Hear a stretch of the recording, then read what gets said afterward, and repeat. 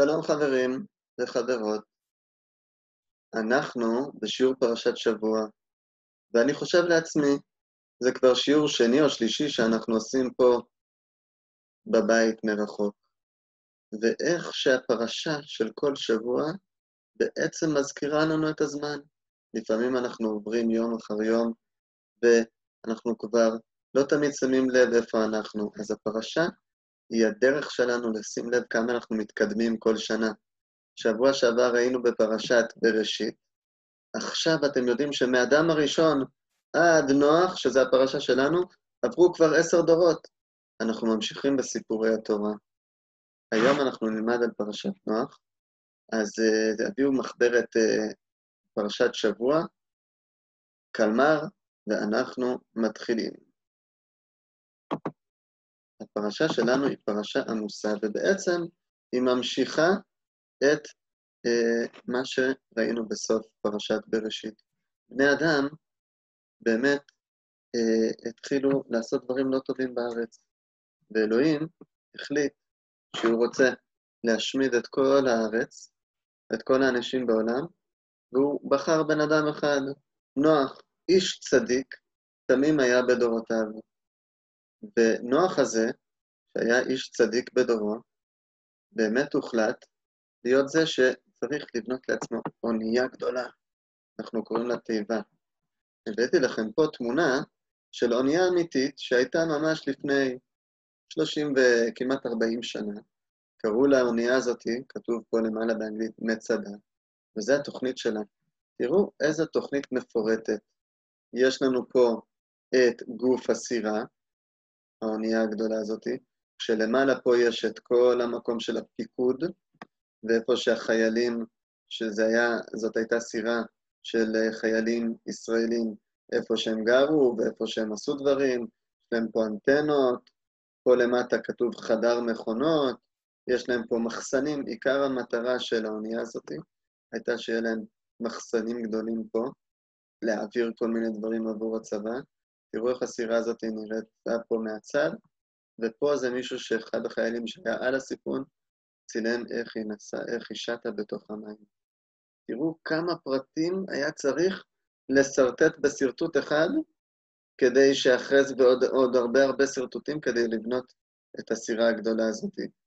הסירה הזאת, האמת, זה סיפור עצוב, היא טבעה בים, לצערנו, היא נכנסה לתוך מערבולת גדולה, וזו הייתה סכנה גדולה, אבל היום אנחנו נקפוץ חזרה לפרשה שלנו, שהשם מצווה את נוח לבנות את התיבה שלו, אז יש בתיבה שלו הוראות מאוד מאוד מאוד מפורטות איך לבנות אותן.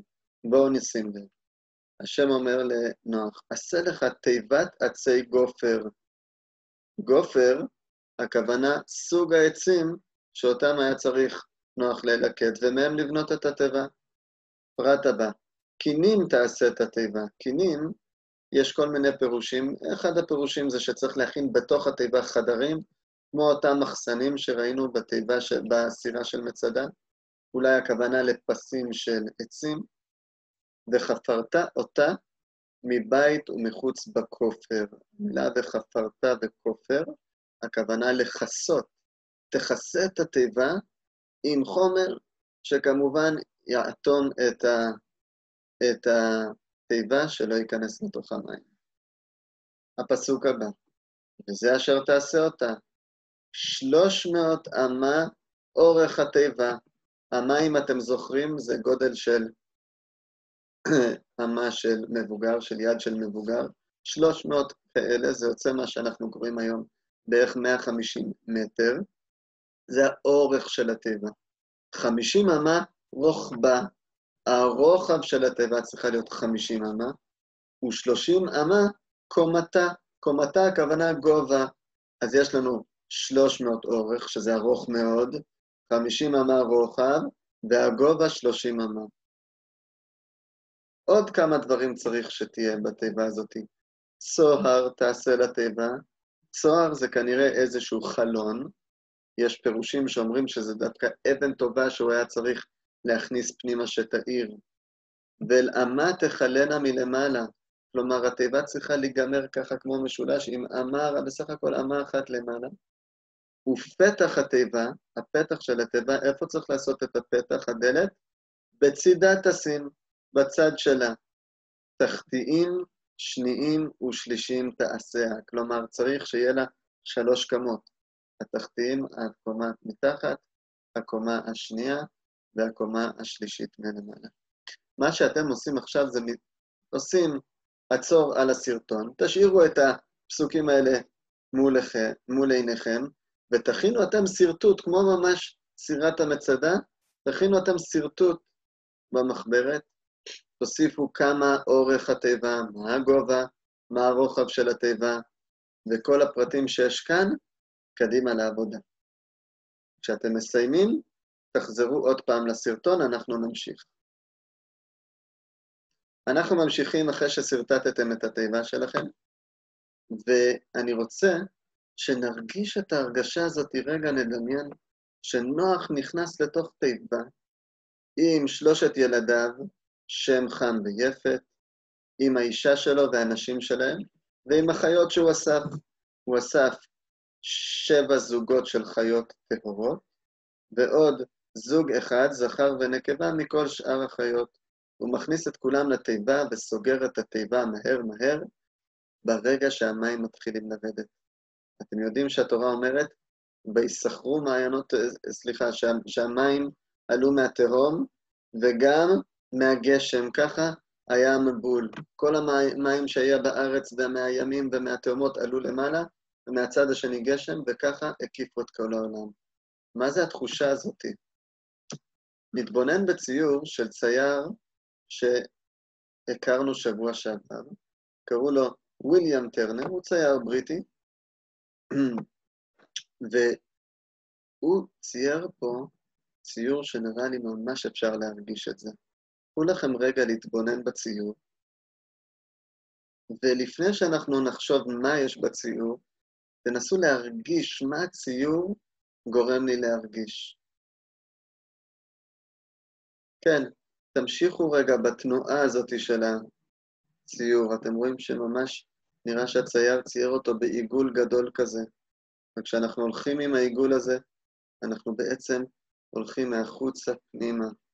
פה כל מיני צבעים, אני רואה פה אפור, לבן, כחול, סגול אולי אפילו קצת, איזשהו תכלת, ואני נכנס פנימה לתוך העיגול הזה.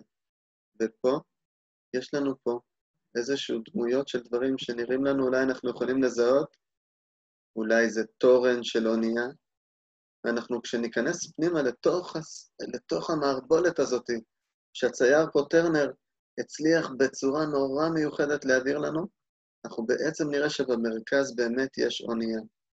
יש אונייה עם תורן שמצליח איכשהו לעמוד ולשרוד את המערבולת הזאת. ומאחוריו, אתם רואים את העשן הזה, את העמוד הזה עם הצהוב, אולי זאת עוד אונייה נוספת, אולי זה חלק מאותה אונייה, שיש לה קיטור, אונייה שמצליחה לשוט עם הכוח של מנוע שעובד עם פחמים. פחמים האלה, תראו, מוצאים עשן שמתערבב יחד עם המערבולת, ואולי טרנר רוצה להגיד לנו, היא גם יוצרת את המערבולת. כי המבול שקרה בדור של נוח קרה בגלל שאנשים עצמם עשו משהו לא טוב, וכשאתה עושה משהו לא טוב, בעצם כל העולם מצטרף ללא טוב הזה. זה אולי מה שהמבול רוצה להראות לנו, שבני אדם עצמם יצרו את המבול. בגלל ההתנהגות הלא טובה של האנשים בעולם, השם אמר, אני רוצה לשטוף הכל. אבל הוא גם אמר שבתוך המבול הזה יכולה להיות תיבה אחת, אונייה אחת, שיכולה לעמוד עם כמו התורן הזה, וממש להאיר, תראו איזה אור גדול ובהיר יש סביב האונייה הזאת, סביב התורן הזה, שעומד עם מין דגל קטן כזה, ומראה לנו בני אדם בעולם, שבתוך המערבולת הזאת תהיה תיבה אחת שתשרוד. השם לא הולך למחות את כל העולם בלי להשאיר קיום. אני רוצה לפני שנמשיך הלאה, לשים לב לעוד כמה דברים מעניינים בציור הזה. אתם רואים שברקע יש את התכלת הבהירה הזאת של השמיים. מה זה מלמד אותנו? זה מלמד אותנו שהסערה היא נורא נורא חזקה ואפורה ומערבולת, ומאחורי כל זה נשאר עדיין השמיים הכחולים האלה. אתם יודעים שבשביל שהצייר יצייר את המערבולת הזאת, הוא היה צריך קודם לצייר את הרקע היפה, ורק על גביו להוסיף במברשת שלו את השחור והכחול והלבן. אני חושב שאנחנו צריכים לזכור את זה שהרקע הוא תמיד בהיר ויפה, וגם כשאנחנו מלכלכים אותו, בסוף אנחנו זוכרים ואנחנו מצליחים לראות בין העננים, בין המערבולת, שיש את התקווה הזאת, את התורן הזה. אז אני רוצה שאנחנו נמשיך, כשנמשיך בפרשה, נזכור את הדבר הזה, כי נוח הולך לצאת מהתיבה, והוא יקריב קורבנות ויראה את הקשת הזאת המדהימה שהשם יראה לו. ולאחר מכן הוא ייטע גפן, והוא ייכנס ממש לעצבות, והוא ישתכר מהגפן הזאת, מהיין שהוא מכין מהגפן. ואז אולי הוא יתעורר ויזכור דברים לא טובים, ואנחנו נמשיך ובני אדם ימשיכו ויחפשו כל הזמן דרך לשמור על עצמם. הפרשה שלנו בסוף מספרת לנו על עוד אנשים שניסו ליצור את הדבר החזק הזה ששורד, אבל הם עשו את זה בצורה לא טובה, הם בנו מגדל מאוד מאוד גבוה, קראו לו מגדל בבל, כי הם חשבו שככה הם יצליחו להגיע לשמיים. אבל השם היה צריך להזכיר להם, לא, לא, לא. אתם לא יכולים לשלוט על העולם, אתם יכולים לעבוד ולהיות בתוך העולם. כמו האונייה הזאת, כמו התיבה הזאת, ששטה ושומרת על עצמה בתוך המערבולת, אבל היא לא כובשת את העולם ושולטת בה לבד.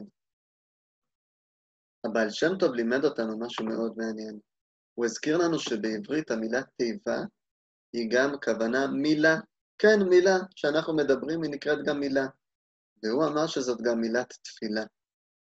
לכל אחד ואחת מאיתנו יש מילה מיוחדת, סגנון תפילה אישית וייחודות משלנו, שלפעמים אנחנו מרגישים שהיא שומרת עלינו, כמו התיבה הזאת. אנחנו צריכים להיכנס אליה, והיא תשתקיף אותנו ותשמור עלינו, גם אם בחוץ קורים דברים קשים. אני חושב על זה, כן, גם בימים האלה שאנחנו מסתגרים בבתים שלנו, או לפחות שומרים על עצמנו יותר, כי יש בחוץ מגפה ומחלה וקורונה, ודברים קשים. המילים האלה שומרים על עצמנו, ואנחנו יכולים גם להזמין אחרים פנימה או לשתף אותם, לשתף אחד את השני. כנסו לקישור הזה פה, שנמצא גם בתחתית הסרטון, ותשתפו מה מילה אחת שאתם הייתם רוצים להתפלל. מילה אחת או שניים, אפשר גם 3. תוסיפו, תתנו לכולנו לשתף את הדבר הזה, ואנחנו נראה שיש בתוך המבול, שאולי אנחנו לפעמים מרגישים שאנחנו נמצאים בו, המון המון תיבות ששומרות עלינו, ועם הרבה הרבה פתחים שנותנים לנו תקווה בימים אלו. אז כיף שהייתם איתי בשיעור פרשת שבוע, שיהיה לכולם שבת שלום ומבורך.